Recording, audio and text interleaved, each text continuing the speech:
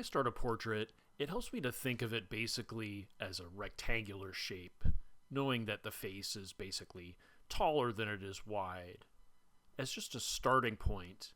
And I kind of also concerned, well, if it's sort of box like, I do a little sketch where I could see that it's slightly turned a little bit and sitting on a basic simple cylinder for the neck. It's all sort of a visualization technique. Then I'll mark in the most important feature that you'll have, which is at the halfway vertical mark is where the eyes are, about where the pupils are. And from that point, I can start to get into more of the outside edges of the shape, keeping it loose, but the jawline, and then kind of culminating in the center line for the middle of the face. Now I'll sketch in the eyes just roughly, knowing that the pupils are going to be right at that center line before getting into the brow line. The brow line is a really important feature, and I really encourage you to jump in there quickly where the eyebrows are, because it's showing you where the top of the orbital cavities are of the skull. And then you'll know from the top of the brow line to the chin at that halfway point is about where the bottom of the nose is. And I'm sketching that in there.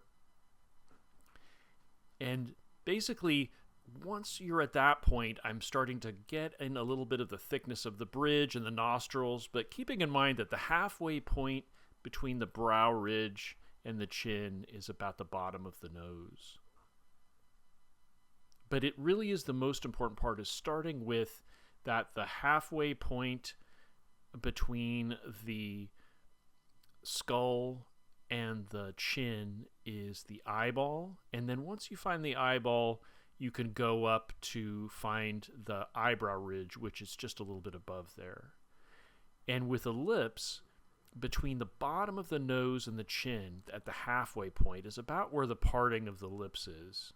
And from there you can you can flesh out the lips around there, but starting with that halfway point between the bottom of the nose and the chin, getting the parting of the lips is a really good way to do that, and then you can flesh out the lips from there.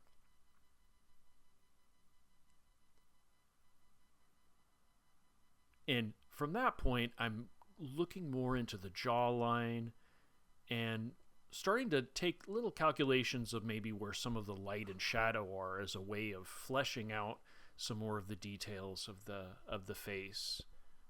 And a little bit more detail with the hairline, which is important to give it a naturalistic feel.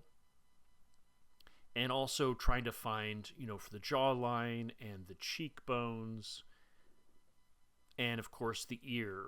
And best way to find out is noting where it relates to the hairline, and also the top of the ear is generally somewhere around close to the level of the eyebrow ridge, and then the bottom of the earlobe is somewhere around the bottom of the nose. But that really varies wildly amongst from person to person.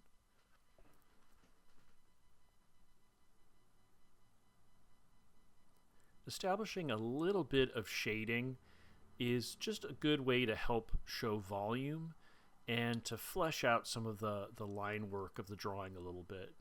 Now, keeping in mind that every time you're seeing a shadow, particularly where the shadow breaks and turns into the light, that's revealing part of where the shape of the form is, like on the neck and on the side of the forehead, and the fact that there's a little more shadow in the upper lip because of how it's tilted a little bit away from the light source.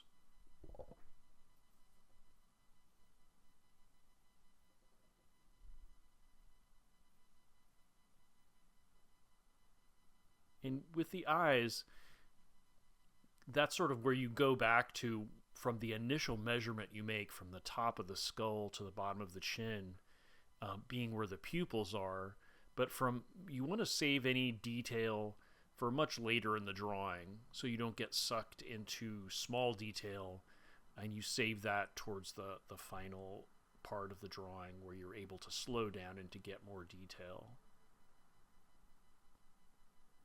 For me, I always try to look for the shadows under the eye and how it relates to the eyebrow. And I mentioned the importance of the eyebrow ridge because it's what I'd call a skeletal feature. Like the bridge of the nose is a skeletal feature because you can see that's basically where the nasal cavity is at the base of the nose.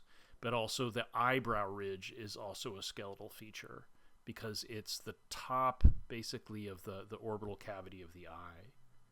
And then the chin, of course, is the other skeletal feature.